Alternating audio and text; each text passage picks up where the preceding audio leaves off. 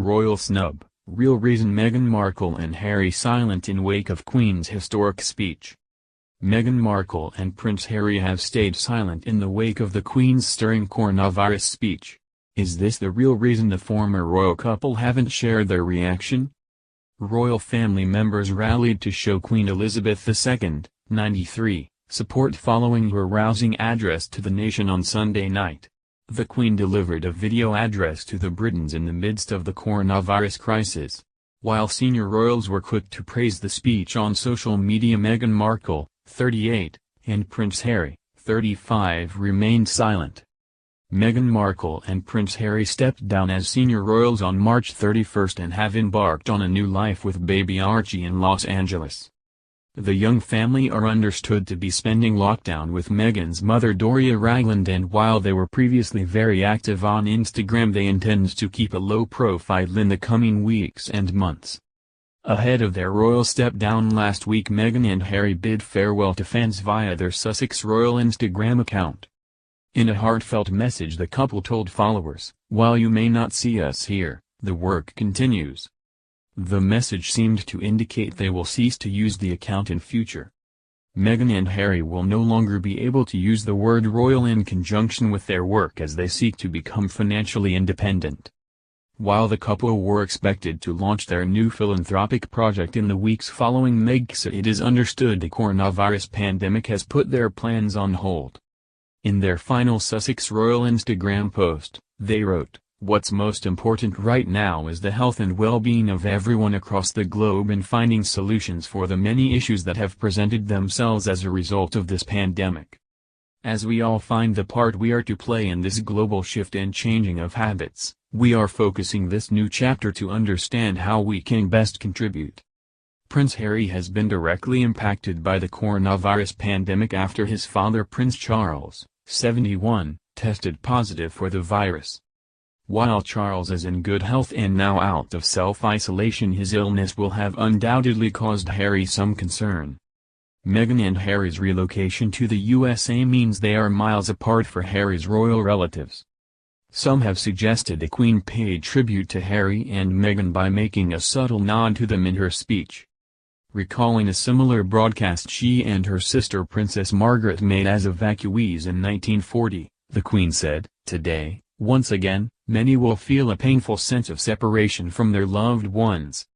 But now, as then, we know, deep down, that it is the right thing to do." The Queen thanked NHS staff and key workers keeping the country running during this difficult time, and also thanked Britons for observing lockdown measures and staying at home. She ended the rousing address on a positive note, urging the nation to look forward to better times. The Queen evoked Vera Lynn's iconic Second World War song "We'll Meet Again" when she said, "While we have faced challenges before, this one is different. This time we join with all nations across the globe in a common endeavor, using the great advances of science and our instinctive compassion to heal. We will succeed, and that success will belong to every one of us. We should take comfort that while we may have more still to endure, better days will return. We will be with our friends again, we will be with our families again, we will meet again. But for now, I send my thanks and warmest good wishes to you all." While Meghan and Harry have remained silent, Kate, Duchess of Cambridge, and Prince William were quick to acknowledge the Queen's powerful words in an Instagram tribute. The couple shared a photo of the Queen on their Instagram account with a quote from the speech and the message, "Her Majesty the Queen has addressed the UK and Commonwealth in a special broadcast recorded at Windsor Castle. Visit at the royal family to watch in full." Prince Andrew's ex-wife Sarah Ferguson also shared her emotional reaction to the Queen's speech on Instagram. Fergie gushed, "Her Majesty's words touched my core and inspired us to never give up. To unite as we have before. To never forget the British humour and to remember. We should take comfort that while we may have more still to endure, better days will return. We will be with our friends again, we will be with our families again, we will meet again." Queen Elizabeth II's hidden message to Meghan and Harry in coronavirus speech, revealed. The Queen may have hinted at her own heartache for grandson Prince Harry and his family in her speech to the nation amid the coronavirus pandemic. In a more personal moment during her speech on Sunday, The Queen seemed to send a subtle message for her grandson, Prince Harry, and his wife, Meghan Markle, and baby Archie Harrison. The Sussex are currently self-isolating in their new luxurious home in Los Angeles. But, this is nearly 5,500 miles away from the rest of the royal family. In her speech the Queen said, "Today, once again, many will feel a painful sense of separation from their loved ones, but now as then, we know deep down that it is the right thing to do. While we have faced challenges before, this one is different. This time, we join with all nations across the globe in a common endeavor, using the great advances of science and our instinctive compassion to heal. We will succeed, and that success will belong to every one of us." The touching speech had left much of the nation and the world in tears.